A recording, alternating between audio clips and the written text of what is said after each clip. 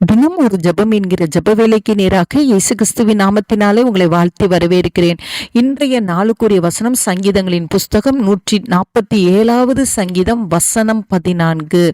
அவர் உன் எல்லைகளை சமாதானம் உள்ளவைகளாக்கி உச்சிதமான கோதுமையினால் உன்னை திருப்தியாக்குகிறார்.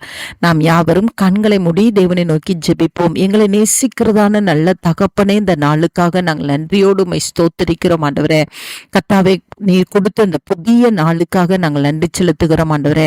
ஆண்டவரே, உம்மை துதிக்கிறோம், ஸ்தோத்தரிக்கிறோம். புதிய கிருபையோடு கத்த இந்த நாளில் எங்கள் மத்தியிலே நீர் இறங்கி வந்திருக்கிறபடினால் உமக்கு ஸ்தோத்திரம் ஆண்டவரே. இந்த நாளை நோடு கூட சேர்ந்து ஜெபிக்கிற உடைய பிள்ளைகள் ஒவ்வொருடைய எல்லைகளுக்குள்ளேயும் கத்த சமாதானத்தை கட்டளையிடும்படியாய் நாங்கள் ஜெபிக்கிறோம் சுவாமி.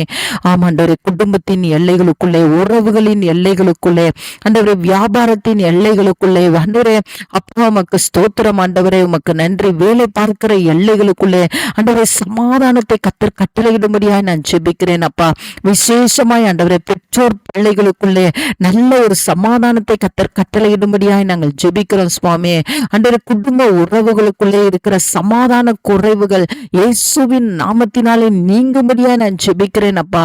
நம்முடைய பிள்ளைகளுடைய எல்லைகளை கத்த சமாதானம் உள்ளவர்களாக்கி ஆண்டவரே உச்சிதமான கோதுமையினால் திருப்தியாக்கும்படியாய் ஜெபிக்கிறேன் சுவாமி. நம்முடைய பிள்ளைகளுடைய தேவைகள் ஒவ்வொன்றும் சந்திக்கப்படட்டும் ஆண்டவரே. இந்த நாள்ல என்ன தேவைகளுக்காக உம்முடைய பிள்ளைகள் தேவனை நோக்கி பார்த்து கொண்டிருக்கிறார்களோ ஆண்டவரே, அந்த காரியத்திலே ஆண்டவரே கர்த்தர் ஒரு பெரிய ஆசீர்வாதத்தை உம்முடைய பிள்ளைகளுக்கு நீர் அருளி செய்யும்படியாய் ஜெபிக்கிறேன் சுவாமி. உம்முடைய பிள்ளைகளை கர்த்தர் நன்மையினால் திருப்தியாக்குங்க ஆண்டவரே.